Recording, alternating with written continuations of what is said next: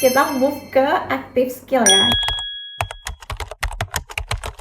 Di active skill ada writing dan ada speaking. Nah, biasanya orang-orang tuh paling takut dengan IELTS itu di bagian active skill ini karena kamu harus ngomong langsung dengan native speaker orang bule. Untuk active skill ini kamu harus buka band description yang IELTS mau. Jadi untuk band 6 apa kriterianya, band 7 apa kriterianya, dan band 8 dan seterusnya. Untuk writing kamu harus tahu untuk bisa manajemen waktu karena waktu 20 menit itu pendek banget untuk kamu merumuskan apa yang ingin kamu tulis. Nah, untuk aku terbantu banget untuk active skill. Aku cari support system, aku cari teman yang kita bisa saling belajar di proses itu. Karena active skill kamu nggak bisa ada benar salah melalui kunci jawaban, dan ketika kamu mengkoreksi jawaban kamu sendiri itu akan bias. Kamu harus perlu external validation untuk secara objektif melihat di mana sih skill kamu sekarang. Oh, ternyata skill kamu adalah 6. Gimana caranya biar bisa dapet 7? Oh, poin-poinnya ini.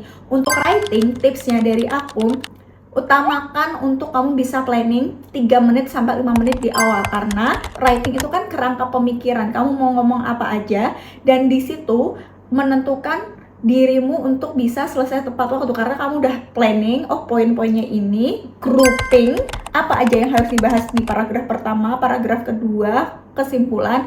Dan ketika kamu menulis, kamu nggak harus cari-cari ide lagi karena kamu udah tempatkan ide itu di planning di awal. Writing, pelajari template-template apa aja yang harusnya ada di writing, seperti collocation-nya, seperti fluensinya, karena itu akan sangat mempengaruhi level seberapa pasif dirimu dalam writing tersebut gitu. Kemudian untuk speaking, nah speaking ini juga sangat challenging karena kamu butuh partner. Kan di YouTube juga banyak nih contoh-contoh speaking band 6, 7 dan sekian.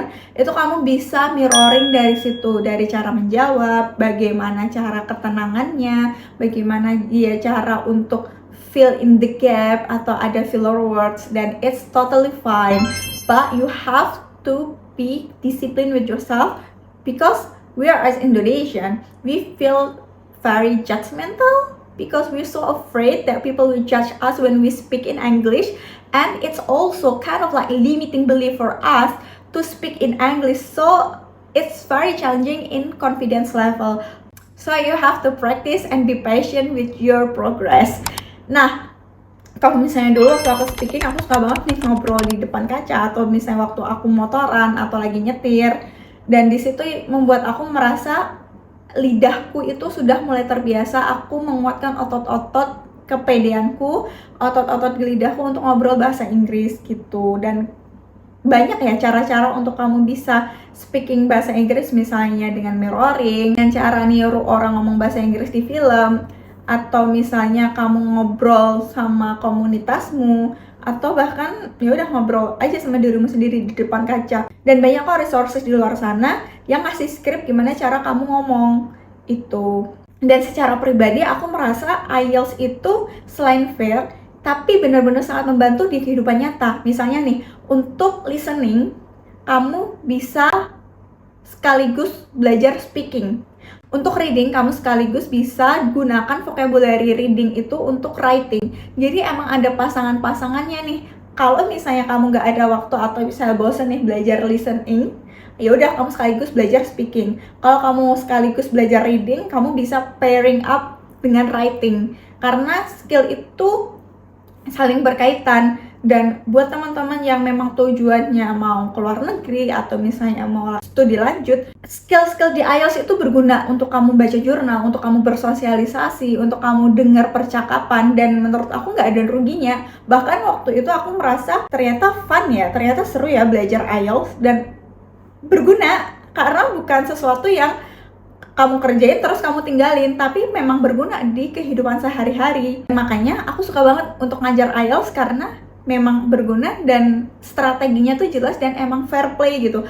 Dan terbantu dengan band description yang sesuai dengan ekspektasi yang mereka mau begitu. Dan fun fact-nya lagi, di IELTS itu ketika kamu sudah mendapatkan hasil skornya dan ternyata, oh ternyata speakingku nilainya 6 ya, tapi aku kemarin merasa pede dan sesuai dengan band description, kayaknya aku udah menjawab sesuai yang dimau dengan band 7 misalnya. Aku sudah mengeluarkan dengan idiom-idiomnya. tapi kenapa nilainya 6? Nah, kamu bisa untuk melakukan banding. Ketika di speaking test, itu kan direkam. Dan ketika kamu mau melakukan banding, dari hasil rekaman itu bisa dinilai ulang. Kalau misalnya benar, kamu pede, nilainya bisa naik.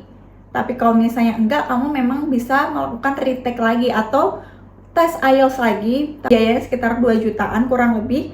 Tapi kamu cuman bisa retake atau ujian sesuai section yang memang kurang. Tapi itu nggak disarankan sih. Makanya aku sangat menyarankan untuk all out aja nih. IELTS jelas banget guidance-nya. Dan kalau misalnya masih ragu untuk ambil IELTS, gak apa-apa, kuatin dulu pondasinya, cari support systemnya, cari orang yang di jalur yang sama karena itu yang membawamu untuk bisa stay di jalur ini dan melangkah lebih jauh. Jadi menurut aku semangat, nothing impossible, and you can do it. You already have been through all of the tests since school. It's been like what? It's been like more than 10 years or so you've been in school, so it's just another exam, but it's just expensive, so you have to be careful and believe in yourself, and I believe that you can do it, that you can pass the test. Okay, semoga membantu dan kalian see you next time. Thank you.